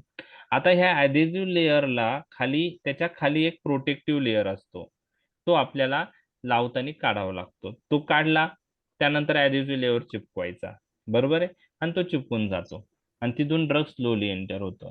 तर हे झालं स्ट्रक्चर एक्झाम मध्ये कोणीही विचारणार नाही. नॉलेज पॉइंट ऑफ व्ह्यू आपल्याला लक्षात ठेवायचंय, त्याच्यात डिटेल जायचं नाही. फक्त त्याचे ऍडव्हान्टेज डिसएडव्हान्टेज तुम्हाला विचारले जाऊ शकतात. ठीक आहे. तर तुम्हाला जर असं विचारलं की कॅन वी यूज आता ट्रान्सडर्मल पॅच हे जीटीएनचा पण अवेलेबल आहे, ट्रान्सडर्मल पॅच जीटीएनचा अवेलेबल आहे, त्याचप्रमाणे जीटीएन सबलिंग्युअली आपण यूज करतो, ग्लिसरॉल ट्रायनायट्रेट किंवा एनटीजी नायट्रोग्लिसरीन. तर आपण हे कधी यूज करतो जीटीएन चेस्ट पेन मध्ये, बरोबर आहे, अंजायनामध्ये. तर तुम्हाला जर विचारलं की जर सबलिंग्युअल रूटने आपण जीटीएन देत आहोत परंतु समजा सबलिंग्युअल रूटने जीटीएन अवेलेबल नाही, तर अॅक्यूट अटॅक ऑफ अंजायनाला आपण ट्रान्सडर्मल रूटने ड्रग देऊ शकतो का? तर त्याचा आन्सर काय असेल? ओके, तर त्याचा आन्सर नो आहे, कारण ट्रान्सडर्मल रूटने ड्रग देताना ऑनसेट ऑफ ऍक्शन ही स्लो असते. आपल्याला अॅक्यूट अटॅक ऑफ अंजायना मध्ये फास्ट ऑनसेट ऑफ ऍक्शन पाहिजे आणि fast onset of action transdermal route आणि सबलिंग्युअल रूट मध्ये कोणाची आहे? सबलिंग्युअल रूटची आहे, बरोबर आहे. तर त्यामुळं अॅक्यूट अटॅक ऑफ अंजायना असेल तर आपण सबलिंग्युअल जीटीएन यूज करतो आणि क्रोनिक अंजायनामध्ये प्रोफॅलेक्सिस पॉइंट ऑफ यूज करायचा असेल तर त्यावेळेस ट्रान्सडर्मल जीटीएन यूज करतो. यामध्ये ऑनसेट ऑफ ऍक्शन जरी स्लो असली तरी ट्रान्सडर्मल रूटने ड्रग दिल्यानंतर ड्युरेशन ऑफ ऍक्शन लॉंग असते. तर हे तुम्हाला लक्षात ठेवायचं आहे. ठीक आहे. तर आपण बघूया ऍडव्हान्टेजेस पहिले ट्रान्सडर्मल रूटचे, ट्रान्सक्युटेनस रूटचे. दिस इज मोर कन्व्हिनियंट, म्हणजे काही लोकांना ओरली ड्रग घ्यायची सवय नसते, काही लोकांना इंजेक्शन घ्यायची इच्छा नसते, त्यांना असं ट्रान्सडर्मल पॅच दिलं तर त्यांना कन्व्हिनियंट वाटतं. पेशंट त्यामुळं घ्यायला विलिंग असतात, म्हणजे पेशंटचा कॉम्प्लायन्स चांगला असतो आणि transdermal route provides smooth plasma concentration of the offending drug without fluctuation. काय आहे हे? म्हणजे ट्रान्सडर्मल रूटने ड्रग दिल्यानंतर प्लाझ्मा कॉन्सन्ट्रेशन जे आहे त्या ड्रगचं फ्लक्च्युएट होत नाही, स्मूथ प्लाझ्मा कॉन्सन्ट्रेशन राहतं. ड्रग मधलं प्लाझ्मा मधलं ड्रगचं कॉन्सन्ट्रेशन हे फ्लक्च्युएट होत नाही. तर समजा आपण ट्रान्सडर्मल पॅच अप्लाय केला आणि त्याची ड्युरेशन ऑफ ऍक्शन 3 दिवस आहे, तर 3 दिवस प्लाझ्मा कॉन्सन्ट्रेशन जे आहे ते कंटिन्यू सारखं राहणार आहे, फ्लक्च्युएट होत नाही, बरोबर आहे. लॉंग ऍक्टिंग ड्रग आहे. समजा आपण आयव्ही ड्रग यूज करतो, तर आयव्ही ड्रग समजा देताना 6 तासाला द्यावा लागत आहे आपल्याला, तर 6 तासाला द्यावं लागत आहे, तर आता आपण दिलं तर प्लाझ्मा कॉन्सन्ट्रेशन खूप वाढतं, मग हळूहळू मेटाबॉलिझम होऊन ड्रगचं कॉन्सन्ट्रेशन कमी होतं 6 तासाने, मग कमी होऊन जातं. मग 6 तासांनी परत ड्रग दिलं, परत प्लाझ्मा कॉन्सन्ट्रेशन वाढणार आहे, परत हळूहळू 6 तासांनी नेक्स्ट कमी होणार आहे, म्हणजे प्लाझ्मा कॉन्सन्ट्रेशन कमी जास्त होत राहतं, बरोबर आहे. तर ते ट्रान्सडर्मल रूटने नाही होत, स्मूथ प्लाझ्मा कॉन्सन्ट्रेशन मेंटेन राहतं, फ्लक्च्युएशन नसतात. ट्रान्सडर्मल रूटने फर्स्ट पास मेटाबॉलिझम बायपास होतं. ओरल रूटचा जो प्रॉब्लेम आहे तो इथं नाहीये. जे अनकोऑपरेटिव्ह आहेत, ज्या पेशंटमध्ये ओमेटिंग आहे, अशा पेशंटला आपल्याला ओरली ड्रग देणं थोडं डिफिकल्ट असतं, त्यामध्ये ट्रान्सडर्मल पॅच आपण यूज करू शकतो.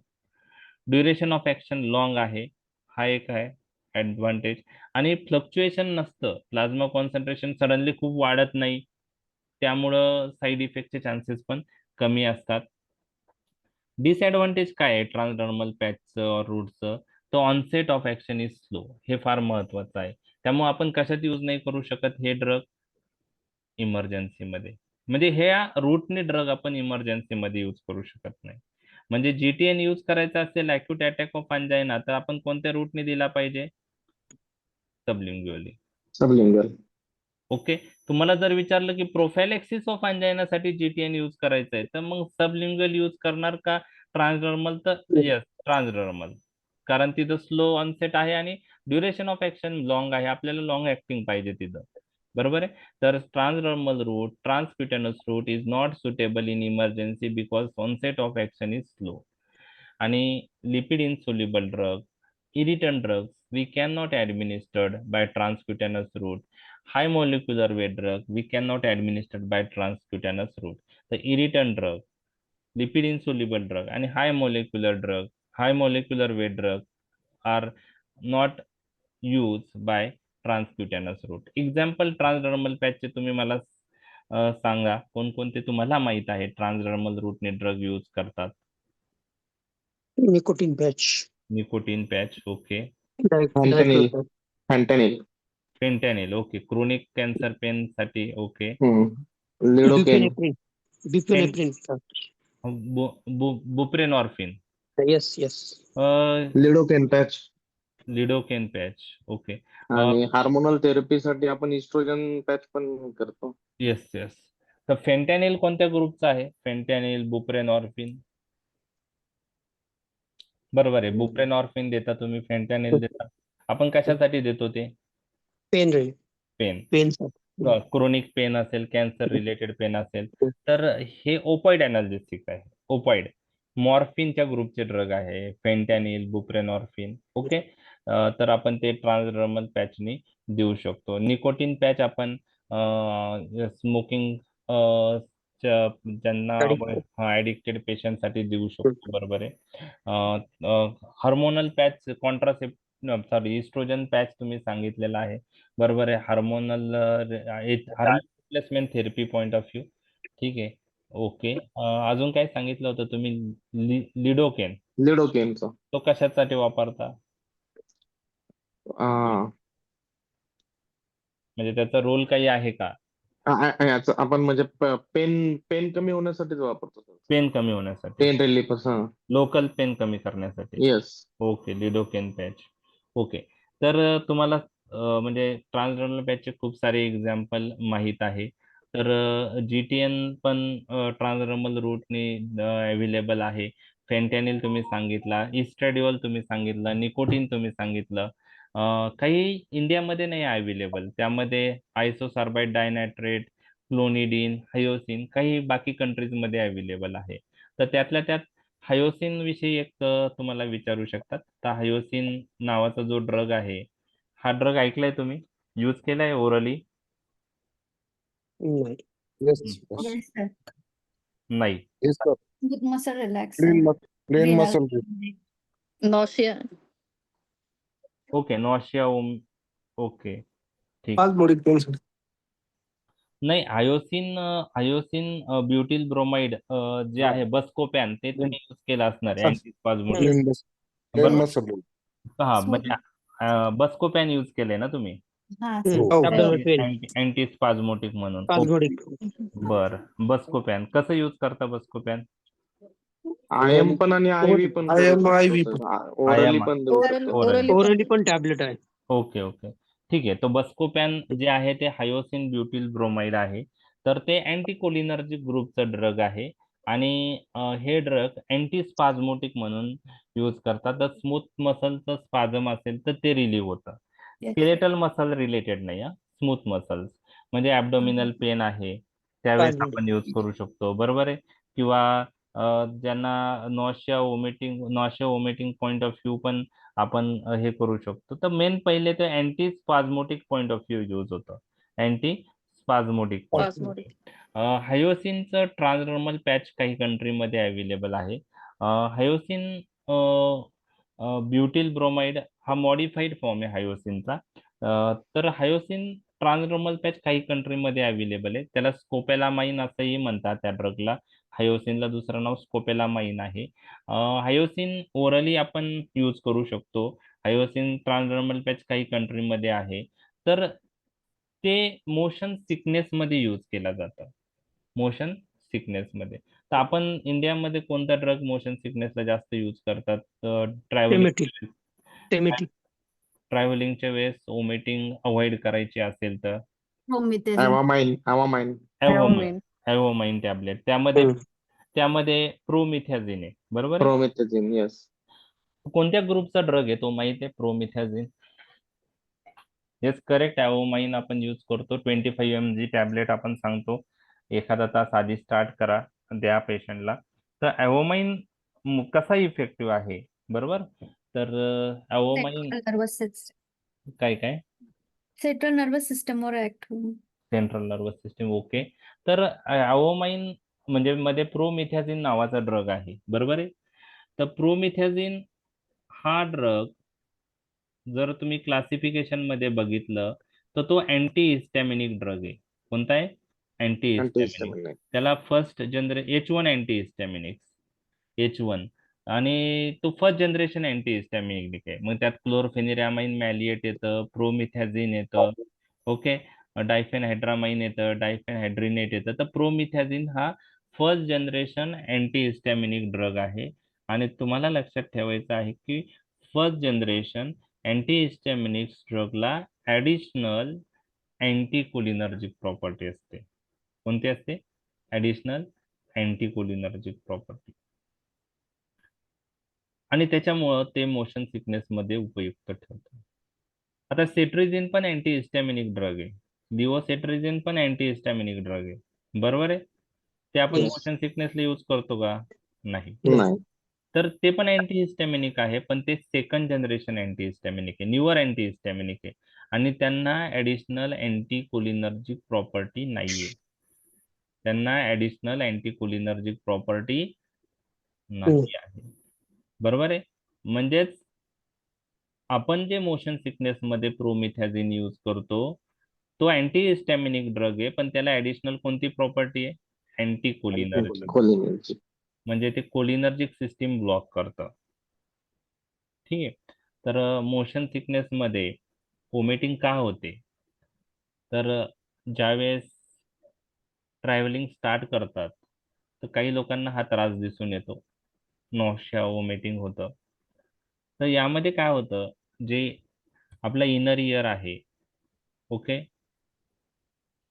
त्यामध्ये वेस्टिब्युलर ॲपरेटस असतं, ते ऍक्टिव्हेट होतं.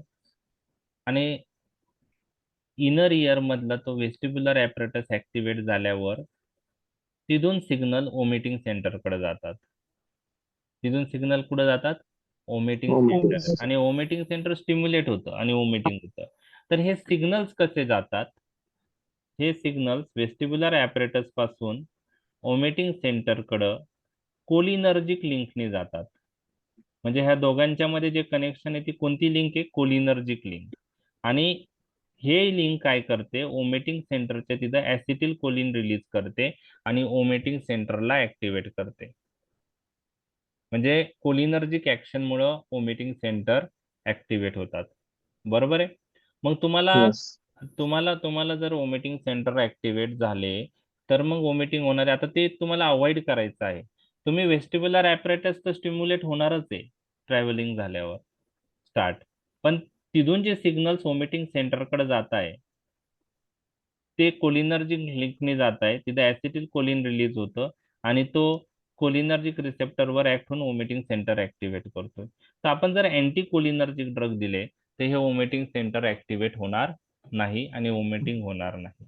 त्यामुळं ज्या ड्रगला अँटी कोलिनर्जिक प्रॉपर्टी आहे असे ड्रग आपण मोशन सिकनेस मध्ये यूज करतो. त्यामध्ये एक ड्रग आहे हायोसिन, दुसरा ड्रग तुम्ही सांगितलाय प्रोमिथॅझिन, बरोबर आहे. Yes. हायोसिन, प्रोमिथॅझिन.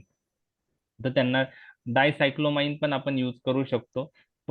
हायोसिन यूज करू शकतो, त्यांना अँटीकोलिनर्जिक प्रॉपर्टी. प्रोमिथॅझिन यूज करू शकतो, त्याला अँटीकोलिनर्जिक प्रॉपर्टी आहे. लक्षात आलं? लक्षात आलं? ओके. Yes. आता तुम्हाला विचारलं can we use ondansetron here? No. नाही, एमसेट आपण यूज करू शकत नाही. ओंडॅन नावाचे ड्रग आपण यूज करू शकत नाही, कारण ते 5 सिरोटोनिनची ऍक्शन ब्लॉक करणारा ड्रग आहे, 5-HT3 अँटागोनिस्ट. ओके. आणि इथं सिरोटोनिनचा काही रोल आहे का ओमिटिंग मध्ये? ह्या नाही. लक्षात नाही. आलं? म्हणून ओंडॅन आपण यूज करू शकत नाही. लक्षात आलं? तर असं क्वेश्चन वायवात विचारलं तर तुम्हाला ते क्लिक होईल. आता आपलं डिस्कशन झालंय. तर इथं हायोसिन ट्रान्सडर्मल पॅच काही ठिकाणी अवेलेबल आहे काही कंट्रीज मध्ये. तर तो कसा देतात? तर तो कसा अप्लाय करायचा? तर जर आपण हायोसिन टॅबलेट दिली पेशंटला तर आपण सांगतो की 1 तास आधी घ्या, ट्रॅव्हलिंग स्टार्ट व्हायच्या आधी. पण जर ट्रान्सडर्मल पॅच अप्लाय करायचा असेल तर त्याचा ऑनसेट ऑफ ऍक्शन स्लो असतो, म्हणून आपण ऍडवाइस करतो की 2 ते 3 तास आधी, ट्रॅव्हलिंगच्या आधी तो ट्रान्सडर्मल पॅच अप्लाय करायचा आणि तो बिहाइंड द पिनना अप्लाय करता, म्हणजे कानाच्या मागं तो अप्लाय करतात आणि तिथून ड्रग स्लोली रिलीज होतं. तर याच्यामध्ये याच्यामध्ये ऑनसेट ऑफ ऍक्शन स्लो असते, म्हणून आपण 2 ते 3 तास आधी तो पॅच लावणं गरजेचं आहे. ऍडव्हान्टेज काय आहे की ट्रान्सडर्मल पॅचचं ड्युरेशन ऑफ ऍक्शन जास्त असते. बरोबर आहे. तर हायोसिन ट्रान्सडर्मल पॅच काही कंट्रीज मध्ये अवेलेबल आहे. इंडियात तुम्ही पाहिला का हायोसिनचा ट्रान्सडर्मल पॅच? नाही. नाही. नाही. ठीक आहे. तर आता हे ट्रान्सडर्मल रूट विषयी आपण डिस्कस केलं. त्याचबरोबर आपल्याला मोशन सिकनेस विषयी पण आपण थोडं ड्रग्स डिस्कस केलेत. तर हे झालं ट्रान्सक्युटॅनस रूट. आता हे लास्ट पार्ट आहे, लास्ट स्लाइड. इंजेक्शन देताना आपण कसं देतो? तर आता हे तुम्हाला लेयर्स आहेत, स्किनचा लेयर, इपिडर्मिस, डर्मिस, सबक्युटॅनस टिश्यू आणि मसल.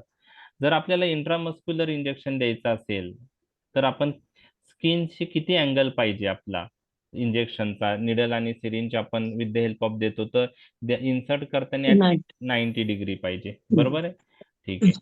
जर सबक्युटेनस देत असू तर निडल जर 45. लॉंग असेल, निडल जर लॉंग असेल तर 45 डिग्री आहे. पण आता बघा, इन्सुलिन जे पेन अवेलेबल आहे किंवा काही इन्सुलिनच्या सिरिंज अवेलेबल आहेत, त्याची निडल जी आहे ना ती छोटी असते. बरोबर आहे. तर अशा वेळेस आपण ते 90 डिग्रीतही देऊ शकतो. म्हणजे तुम्ही ऍबडोमेन वर इन्सुलिनचं इंजेक्शन पेशंटला घ्यायला लावताना त्याचा अँगल 90 डिग्री जरी असेल तरी चालू शकतो. बरोबर आहे. तर 45 कधी आहे? जर सिरिंज निडल जी आहे ती लॉंग असेल तर 45 ठीक आहे. निडल जर लेंथ त्याची कमी असेल तर सबक्युटॅनस इंजेक्शन देताना अशा निडल थ्रू द्यायचा असेल, सिरिंज आणि निडल, ज्याची निडल शॉर्ट आहे तर आपण 90 डिग्री वापरतो अँगल. लक्षात आलं? सबक्युटॅनस आपण इंजेक्शन तुम्ही इन्सुलिनचं ऍबडोमेन मध्ये बघितलं असेल तर तुम्ही हो. 90 डिग्रीनेच देता ना. हो. हिपॅरिन पण 19 डिग्री. कशाला? Heparin injection, heparin 90 degree. 90. मग त्याचं निडल जी लेंथ Yes. जी असेल ना Yes. ती Yes. शॉर्ट, जे प्री फिलिंग सिरिंज आलेल्या आहेत आता त्या सुद्धा म्हणजे 90 डिग्री देऊ 90 शकतो डिग्री. आपण. तर मग इथं 45 90 मध्ये कन्फ्युज होऊ नका. हे 45 म्हणजे लॉंग निडल लेंथ सिरिंज हे असेल निडलची, त्यावेळेस आपण 45 वापरायचो. इंट्राव्हेनसली देताना 25 चा अँगल पाहिजे. इंट्राडर्मल देताना फार कमी अँगल लागतो स्किनशी रिलेटेड इंजेक्शनचा, 10 ते 15 डिग्री. आता हे एक्झाम मध्ये तुम्हाला कोणी विचारणार नाहीये आणि काय म्हणता येईल, वायवात विचारू शकता, थिअरी मध्ये नाही विचारणार, प्रॅक्टिकल ऍस्पेक्ट मध्ये विचारू शकता. आणि बुक्स मध्ये काही मेन्शन केलेलं आहे, A.W. पाटील सरांच्या बुक्स मध्ये वाटतं ही डायग्राम मी बघितली आहे. के.डी. त्रिपाठी किंवा बाकी बुक्स मध्ये नाहीये ते. तर हे काही एक्झाम मध्ये तुम्हाला विचारणार नाही. तर आपलं रूट्स ऑफ ड्रग ऍडमिनिस्ट्रेशन हा टॉपिक संपलेला आहे. तर ओव्हरऑल आपण सगळ्या रूटचे ऍडव्हान्टेज डिसएडव्हान्टेज बघितलेत आणि तुम्हाला सर्वांना हा टॉपिक इझी वाटेल, कारण तुम्हाला सगळे रूट्स, तुम्ही मेजॉरिटी जे महत्वाचे रूट्स आहे तुम्ही यूज करताय. फक्त तुम्हाला काही एमसीक्यू, काही ऍडव्हान्टेज डिसएडव्हान्टेज ते तुम्हाला माहीत झाले पाहिजे. डिपॉट प्रिपरेशन म्हणजे काय, हायली इरिटंट ड्रग्स कसे देतात, हे जे आहे ते क्लिअर झालेलं आहे. तर त्या गोष्टी हळूहळू सगळ्या तुम्ही एकदा वाचल्या तरी क्लिअर होऊन जाणार आहे. टॉपिक इझी आहे, त्यात काही डिफिकल्टी नाहीये. वायवातही विचारलं जाऊ शकतं आणि 2 मार्कला विचारलं जाऊ शकतं. आता उद्या आपण ट्रान्सपोर्ट अक्रॉस बायोलॉजिकल मेम्ब्रेन पाहणार आहोत. त्यामध्ये फार्मॅकोकायनेटिक स्टार्ट करण्याआधी हा टॉपिक महत्वाचा आहे. एक्झाम मध्ये याच्यावर प्रश्न येणार नाही. ठीक आहे, बोला. ठीक आहे. तर एक्झाम मध्ये Yes, sir. उद्याचा जो टॉपिक आहे ट्रान्सपोर्ट अक्रॉस बायोलॉजिकल मेम्ब्रेन, याच्यावर क्वेश्चन येणार नाही. परंतु MCQ काही येऊ शकतात, परंतु थेरीवर क्वेश्चन येणार नाही. परंतु फार्मॅकोकायनेटिक्सच्या खूप सारे कन्सेप्ट उद्याच्या टॉपिकवर डिपेंड आहे. ड्रगचं ट्रान्सपोर्ट बायोलॉजिकल मेम्ब्रेन जो असतो तो क्रॉस कसा करतो ड्रग, हे तुम्हाला माहित असणं गरजेचं आहे. कारण फार्मॅकोकायनेटिक्सच्या प्रत्येक स्टेजला बायोलॉजिकल मेम्ब्रेन ड्रगला क्रॉस करावं लागतं. तर ते आपण उद्या पाहणार आहोत. तर मी सकाळी त्याचं PDF टाकतो आणि नोट्स पण टाकतो, म्हणजे PPT टाकतो. तुम्ही थोडं एक ओव्हरलुक करा जेणेकरून तुम्हाला अजून समजेल. याची मी PDF दोन्ही टाकलेले आहेत, तर तुम्ही एकदा बघा. काही डिफिकल्टी असेल तर ग्रुपवर टाका. मी तुम्हाला स्टार्टिंग पासून काय करूया आपण, एक क्वेश्चन्स तुम्हाला मी देत जाईल. तुम्हाला ते लर्न करताना त्याचे आन्सर तुम्हाला येतात का नाही ते तुम्ही बघा. एखादा टॉपिक वाचताना किंवा वाचून झाल्यावर ते पहा, ते आठवतंय का नाही. तर फक्त ऍड करत जाईल त्या मेसेजमध्ये मी. मग तुम्हाला एक 2 मार्कचे क्वेश्चनचे एक पूर्ण जसे जसे टॉपिक संपतील तसं तसं तुमच्याकडे ते कलेक्शन बनेल क्वेश्चनचं. ठीक आहे, तर ते मी उद्या करतो. Okay sir. ठीक आहे, thank you. Yes, yes sir. Good thank you. Night. Good night. Good night. Thank you. Thank you sir. Good night. Thank you, good sir. Night. Good night.